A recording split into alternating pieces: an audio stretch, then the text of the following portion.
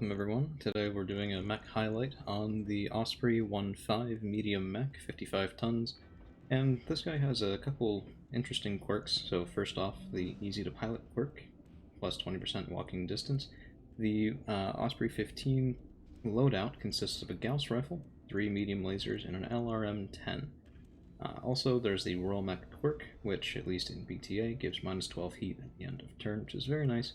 Good little bonus right there. So what we're going to be doing today is keeping the spirit of this mech, but doing a little bit of a tech upgrade just to show you guys what sort of performance you can push this thing to. If you have the right tech, a lot of it is clan tech, just disclaimer there, so if you don't like clan tech, some of this may not be the most useful to you, but well, we'll be doing what we can. So first off, Gauss Rifle, very interesting on a mech that is, well, at least from the build, sort of a skirmisher, but long-range capable, also short-range brawling capable, but we'll be trying to keep that as best we can. So we'll take off that Gauss and just, in the simplest upgrade that we can do, put on a clan Gauss Rifle. If you are curious why this thing does have case, that's because the Gauss Rifle, unlike most primary weapons and ammunition, does explode when destroyed, so case prevents this from traveling inward to the torso. The other upgrade that we're going to do real quick is we're going to get rid of that standard LRM-10, which, as you might notice, does weigh 5 tons, and we're going to replace it with a clan LRM-10, which comes in at 2.5 tons. So we haven't really changed our damage output that much. The clan Gauss Rifle does shoot for 70, while as the normal Gauss Rifle shoots for 75. So there is a 5-point loss there, but this clan Gauss Rifle is significantly lighter, which we need on a chassis that only weighs in at 55 tons. So now we're going to go ahead and max the armor, 2.187 tons free. And here we have a couple of choices. So we have exactly 1, 2, 3, 4, 5, 6, 7, 8 empty slots remaining. And what we can do with that is we can put in some clan ferrofibers. Now, this frees us up to 3.687 tons, and the reason that I've done this is because that additional weight means that we can pull these medium lasers off and replace them with pulses.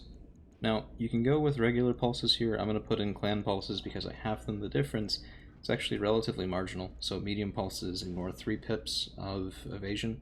The non-clan pulses ignore 1 pip and have +2 accuracy. So the standard medium pulses are actually better against heavier, slower mechs, but the idea is that this mech at long range will be using that clan Gauss Rifle and using its LRM to hit those long range targets, and at short range we need this to be able to combat the sorts of lights and lighter mediums that might decide to hunt it down. Because, you know, if we have something, well, it's not exactly a lighter medium, but if we have something like a Wolverine, it can move pretty quickly, it might be able to dodge the Gauss Rifle decently well, and in close combat, a well-armed Wolverine will be able to tear through this thing and, you know, 3 medium lasers, so that's why we're putting the pulses on there. Now, one other thing to point out is that this mech moves right now at 5.7, which is pretty good. It's not bad, but we have, well, we don't have that much free tonnage. So there are 2 choices here, and, you know, just in my opinion, this mech has a bonus to walking distance, but its jump distance is kind of lackluster. I would maybe consider pulling off the jump jets. Well, before we do that, before I get ahead of myself, right now we have 2 tons of Gauss Rifle ammunition on here. That's 16 shots. That's pretty good.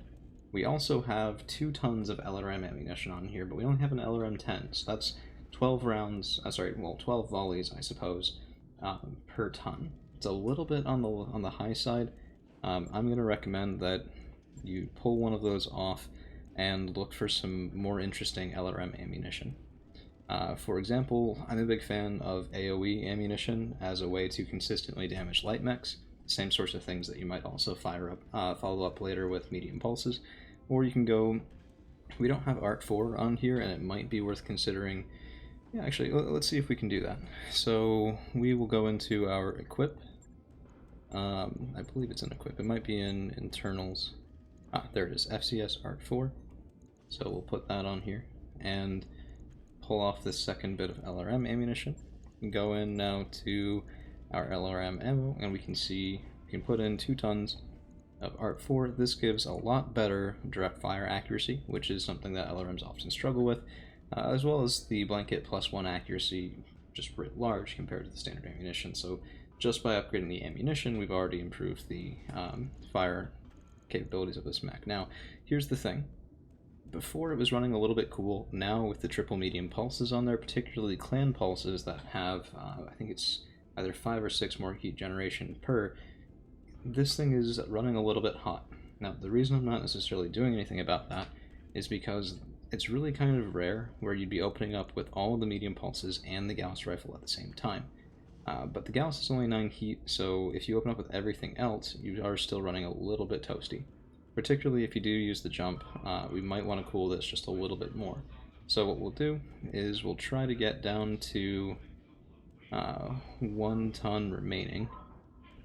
Skimping a little bit on armor can make that happen, and we don't have the slots that we need now is the issue. So what we'll have to do is we'll have to go over to our Heatsink Kits, put in a clan Heatsink Kit, and see the clan Heatsink Kits and the regulars both use, well, both give you the same sinking, but the clan Heatsink Kits take up 1 fewer spot, 1 fewer easy for me to say, free slot in the mech. So we'll put these in there now. I like to keep them kind of closer in the torsos, but we'll put 1 in one of the legs as well, just because we need to have the space, and that'll do. So we've improved our heat sinking a little bit without killing our free slots, and I'd say this is pretty good. We're not going to be cooking too much at either short or long ranges. You can do a fair bit of hopping if you want to.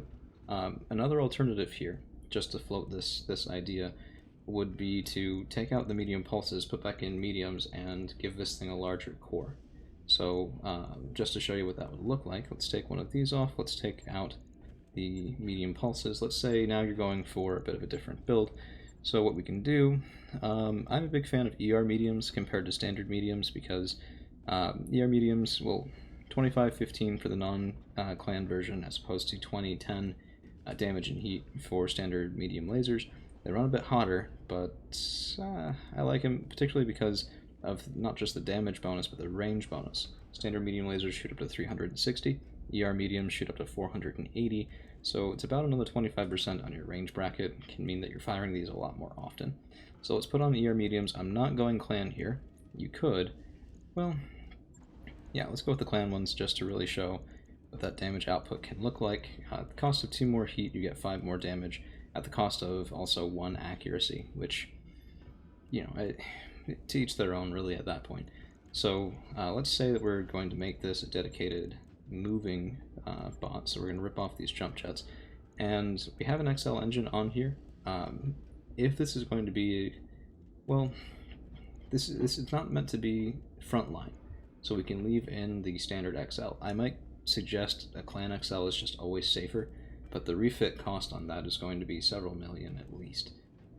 So we'll pull the Core 220 off, and we have 12 tons remaining, but that's with an XL engine, so the actual engine we can put in there is up to a 24-ton engine, which if we take a look here, might mean that we could even get away with, say, a Core 300, still have a ton left over.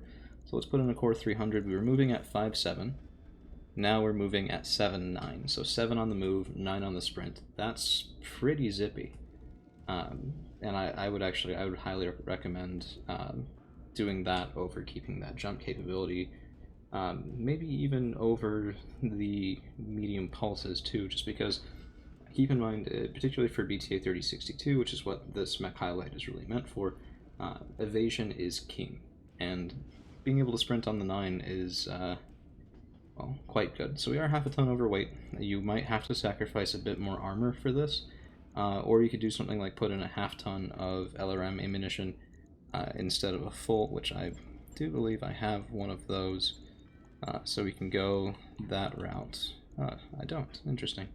Alternatively, you can pull off a case. It's a little bit risky. Then again, I don't usually run case. And actually, if we look at our ferrofibrous, ferrofibrous has built-in case. So these cases actually don't really get us anything. And now we have a free half-ton remaining, so we can actually go back up to max armor. 0.187 tons remaining, not really much that we can do about that. It's not perfect, up to 55, but I like it. We've improved all of our damage outputs just a little bit. Our heat efficiency is still fine. Our movement has gone from 5.7 to 7.9, quite an improvement. And our durability is really through the roof. So that, I think, is a much higher performing mech, and one that I will, by the way, keep around for you guys. You might see it in a duel or something like that, not terribly long from now. Just as a last note to close things out, if you did decide to go with Clan XL, you get the same engine weight reservation, engine weight factor change. There are fewer engine slots reserved, so it's another way that you can sort of get around the consuming all of your available slots with ferrofibrous. But you know, if you put this in here, that brings actually the refit cost isn't that bad on that, so yeah, it's really not terrible. I think we will actually do this. The refit cost must be corresponding to the tonnage of the mech, not just the tonnage of the engine. But that's pretty good. So I think we'll keep him around. You guys will maybe see him in a mission sometime in the near future. Thank you guys for hanging around, and I hope you found this mech highlight interesting and hopefully helpful.